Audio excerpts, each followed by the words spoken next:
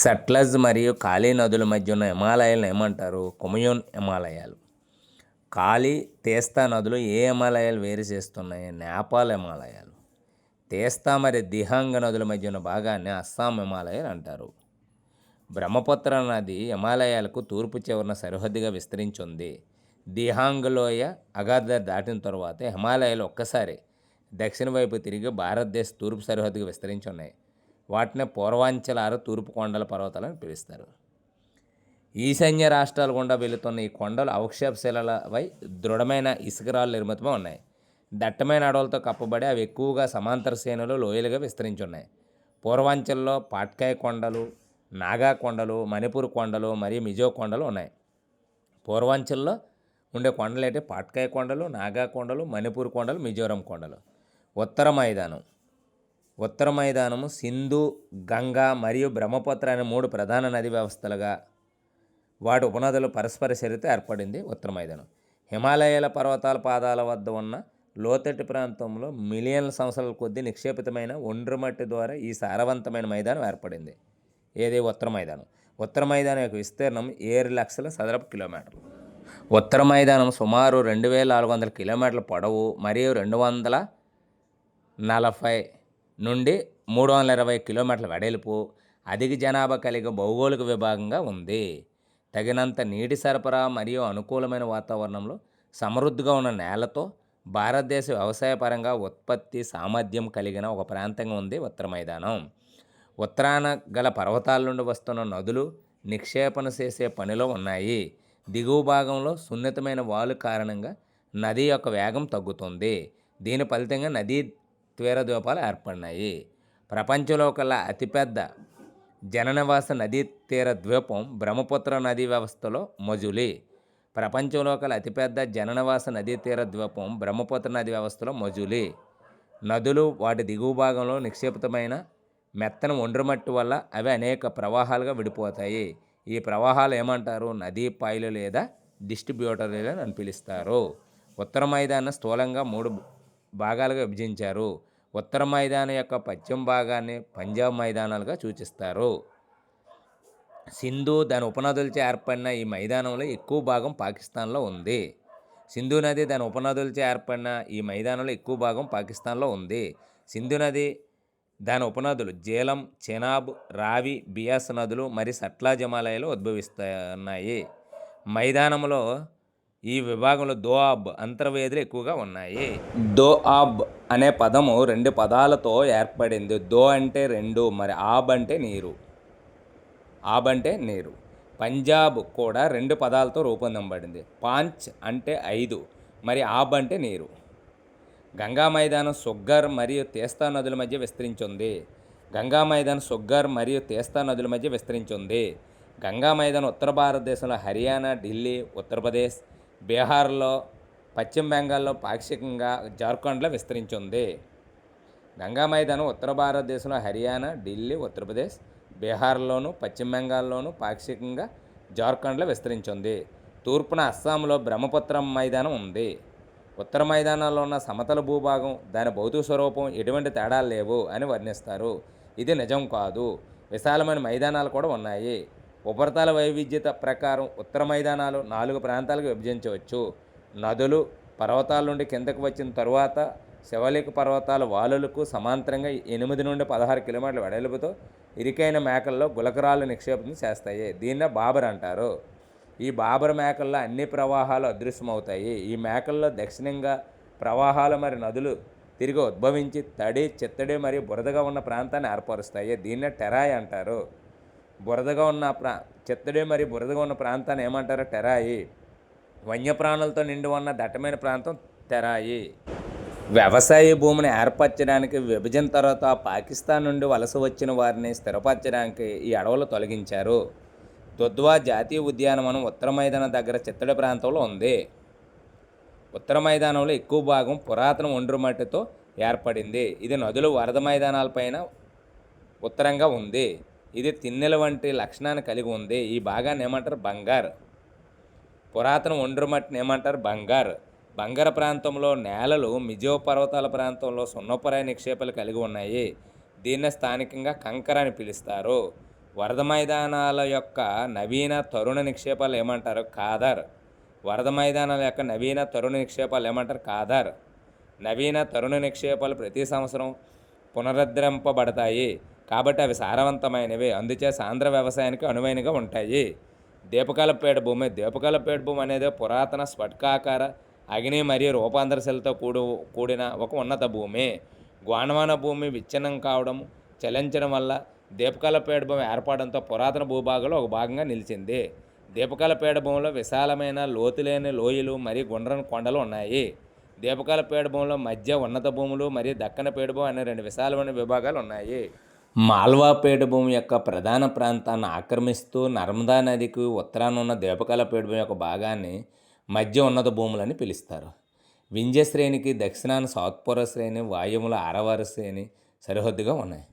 వింధ్య శ్రేణికి దక్షిణాన సాత్పుర శ్రేణి, వాయవ్యంలో ఆరావళి శ్రేణి సరిహద్దుగా ఉన్నాయి. ఆ తర్వాత పడమట వైపుగా విస్తరించిన భాగం క్రమంగా రాజస్థాన్ యొక్క ఇసుక మరియు రాతి ఎడారిలో కలిసిపోతుంది.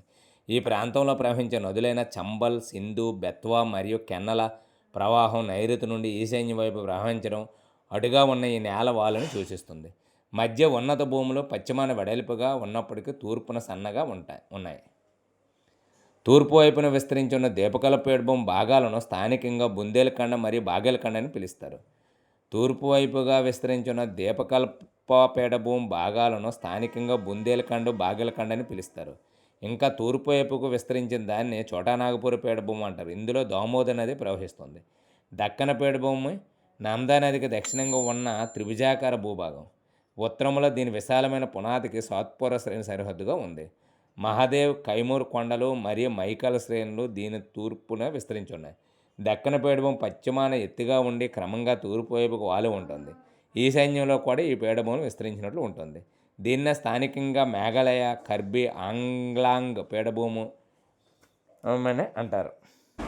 ఉత్తరాన కచార్ కొండలని పిలుస్తారు. ఇది చోటానాగపూర్ పీఠభూమి నుంచి ఒక భ్రంశం వల్ల వేరు చేయబడింది. గారో, కాశీ మరియు జయంతియా కొండలు పశ్చిమ నుండి తూర్పు వరకు ఉన్న ప్రముఖ పర్వతశ్రేణులు ఉన్నాయి. పశ్చిమ కనుమలు మరియు తూర్పు కనుమలు వరుసగా దక్కన పీఠభూమి యొక్క పశ్చిమ మరియు తూర్పు అంచున సూచిస్తాయి. పశ్చిమ కనుమలు పశ్చిమ తీరానికి సమాంతరంగా ఉన్నాయి. అవి అవిచ్ఛిన్నంగా ఉంటాయి. కనుమల ద్వారా దాటవచ్చు. పశ్చిమ కనుమలు తూర్పు కనుమల కంటే ఎత్తుగా ఉన్నాయి. పశ్చిమ కనుమల సగటు ఎత్తు 900 నుంచి 1600 మీటర్లు. పశ్చిమ కనుమలు సగటు ఎత్తు 900 నుంచి 1600 మీటర్లు. తూర్పు కనుమల సగటు ఎత్తు 600 మీటర్లు. తూర్పు కనుమల సగటు ఎత్తు ఎన్ని మీటర్లు? 600 మీటర్లు. తూర్పు కనుమలు మహానది లోయ నుండి దక్షిణాన నీలగిరి వరకు విస్తరించున్నాయి. తూర్పు కనుమలు మహానది లోయ నుండి దక్షిణాన నీలగిరి వరకు విస్తరించున్నాయి. తూర్పు కనుమలు విచ్ఛిన్నంగా క్రమరహితంగా ఉంటాయి. బంగాళాఖాతంలో ప్రవహించే నదుల ద్వారా విభజింపబడ్డాయి. తూర్పు కనుమలు పశ్చిమ కనుమలు వర్షాన్ని కలిగించే తేమగాలులను ఎదుర్కొని వాటిని కనుమలు పశ్చిమ వాలుల వెంబడి పైకి లేచేలా చేసి అక్కడ పర్వతీయ వర్షపాతానికి కారణమవుతున్నాయి. పశ్చిమ కనుమలు వర్షాన్ని కలిగించే తేమగాలులను ఎదుర్కొని వాటిని కనుమల పశ్చిమ వాలుల వెంబడి పైకి లేచేలా చేసి అక్కడ పర్వతీయ వర్షపాతానికి కారణమవుతున్నాయి. పశ్చిమ కనుమలను వివిధ స్థానిక పేర్లతో పిలుస్తారు. పశ్చిమ కనుమల ఎత్తు ఉత్తరం నుండి దక్షిణాంగా క్రమంగా పెరుగుతుంది. ఎత్తైన శిఖరాల్లో అనయమోడి 2609 మీటర్లు, దొడబెట్ట 2637 మీటర్లు ఉన్నాయి. ఎత్తైన శిఖరాల్లో అనయమోడి శిఖరం 2695 మీటర్లు, దొడబెట్ట శిఖరం 2637 మీటర్లు. అనయమోడి తూర్పు కనుమల ఎత్తైన శిఖరం మహేంద్రగిరి 1501 మీటర్లు. తూర్పు కనుమల్లో ఉదకా మండలం ప్రఖ్యాతి చెందింది. ఊటీ మరియు కొడైకెనాల్గా ప్రసిద్ధి చెందింది ఉదకా మండలం. దక్కన్ ట్రాప్ అని పిలువబడే నల్లరేగడి నేల ప్రాంతము దీపకల్పేట భూమి యొక్క ప్రత్యక్ష లక్షణాల్లో ఒకటి. దీపకల్పేట భూమి అగ్నిపర్వత ఉద్భవం కాబట్టి దీని శిలలు అగ్నిశిలలుగా ఉంటాయి. వాస్తవానికి ఈ శిలలు కాలక్రమేణా వికోశీకరణ చెంది నల్లరేగడి నేల ఏర్పడడానికి కారణమయ్యాయి. ఆరావళి కొండలు దీపకల్పేట భూమి యొక్క పశ్చిమ మరియు వాయువ్య అంచుల్లో ఉన్నాయి. ఆరావళి కొండలు దీపకల్పేట భూమి యొక్క పశ్చిమ మరియు వాయువ్య అంచుల్లో ఉన్నాయి.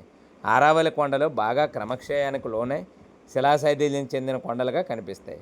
ఆరావళి కొండలు గుజరాత్ నుండి ఢిల్లీ వరకు నైరుతి ఈశాన్య దిశలో విస్తరించున్నాయి. భారతదేశ ఎడారి ఆరావళి కొండల పశ్చిమంచుల్లో ఉంది. ఇది ఇసుక దెబ్బలుగా చేత కబ్బడి ఎత్తుపల్లాలుగా ఉండే మైదానం. థార్ ఎడారి సంవత్సరానికి వర్షపాతం 150 మిల్లీమీటర్లు. తారి ఎడారి వృక్ష సంపద శుష్క వాతావరణం కలిగి ఉంటుంది. తారి ఎడారి వర్షపాతం ఎంత 150 మిల్లీమీటర్లు. వర్షాకాలంలో ప్రవాహాలు కనిపిస్తాయి. సముద్రంలో కలిసేందుకు సరిపడ నీరు లేకపోవడం వల్ల అవి ఇసుకతో ఇంకిపోతున్నాయి. తాడి ఎడారి ప్రాంతంలో ఉన్న ఏకైక నది లూని నది. తారి ఎడారి ప్రాంతంలో ఉండే ఏకైక నది లూని నది. 150 సెంటీమీటర్ల వర్షపాతం పడుతుంది. బంగాళాఖాతం వెంబడి ఉన్న మైదానాలు వెడల్పుగా మరియు చదునుగా ఉంటాయి. ఉత్తర భాగంలో దీన్ని ఉత్తర సర్కార్ అని పిలవగా, దక్షిణ భాగాన్ని కోరమండల తీరం అని అంటారు. మహానది, గోదావరి, కృష్ణ మరియు కావేరి వంటి పెద్ద నదులు ఈ తీరంలో విస్తృతమైన డెల్టాలు ఏర్పరిచాయి. సిలికా సరస్సు తూర్పు తీరంలో ఉన్న ఒక ముఖ్యమైన స్వరూపం. బార్కన్లో అర్ధచంద్రాకారపు దిబ్బలు ఎక్కువ ప్రాంతాల్లో ఎక్కువ విస్తరించి ఉన్నాయి. బార్కన్లు అంటే అర్ధచంద్రాకారపు దిబ్బలు ఎక్కువ ప్రాంతాల్లో విస్తరించి ఉంటాయి. అయితే భారత్ పాకిస్తాన్ సరిహద్దు సమీపంలో పొడవైన దెబ్బలు చాలా ప్రముఖంగా ఉంటాయి. బార్కన్ల సముదాయాలు ఎక్కడ ఉన్నాయంటే జైసల్మేర్. బార్కన్ల సముదాయాలు ఎక్కడ ఉన్నాయంటే జైసల్మేర్. బార్కన్ సముదాయాలు ఎక్కడ ఉన్నాయంటే జైసల్మేర్. బార్కన్లు అంటే అర్ధచంద్రాకారపు దెబ్బలు. అయితే తీర మైదానం పశ్చిమాన అరేబియా సముద్రం మరియు తూర్పున బంగాళాఖాతం వెంబడి ఉన్న దీపకల్పేటపు అంచున ఇరుకైన తీర ప్రాంతాలు ఉన్నాయి.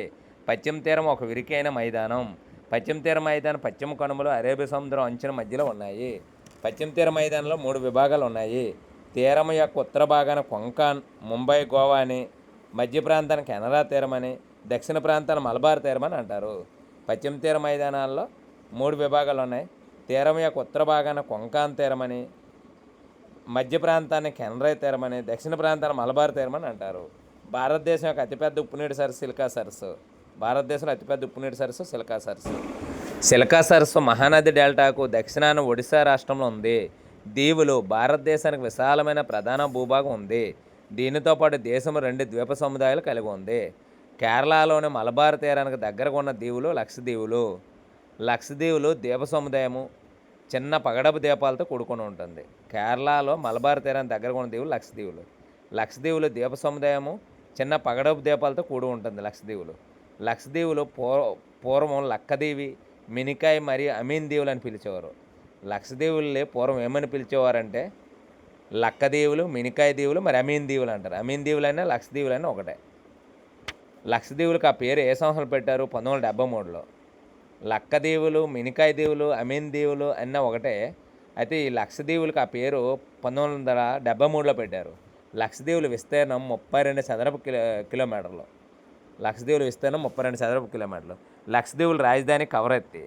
లక్షద్వీపులు ద్వీప సముదాయంలో గొప్ప వైవిధ్యమైన వృక్ష జంతుజాలాలు ఉన్నాయి. జననివాసాలు లేని పిట్టి ద్వీపంలో పక్షుల అభయారణ్యం ఉంది. జననివాసాలు లేని పిట్టి ద్వీపంలో పక్షుల అభయారణ్యం ఉంది. పిట్టి ద్వీపంలో ఏముంది? పక్షుల అభయారణ్యం ఉంది పిట్టి ద్వీపంలో. బంగాళాఖాతంలో ఉన్న పొడవైన సాగి ఉన్న ద్వీపాల సముదాయము అయిన అండమాన్ మరియు నికోబార్ దీవులు. ఇవి పరిమాణంలో పెద్దవి, ఎక్కువ సంఖ్యలో చెల్లాచెదరగా ఉంటాయి. అండమాన్ నికోబార్ దీవులు 2 విస్తృతమైన వర్గాలకు విభజించారు. ఉత్తరాన అండమాను మరియు దక్షిణాన నికోబారు. ఈ ద్వీపాల సముద్రంలో మునిగి ఉన్న పర్వతాల యొక్క పైకి వచ్చిన భాగం అని నమ్ముతారు. అండమాన్ నికోబార్ ద్వీపాల సముదాయంలో గొప్ప వైవిధ్యంతో కూడిన వృక్షజాలము మరియు జంతుజాలము ఉంది.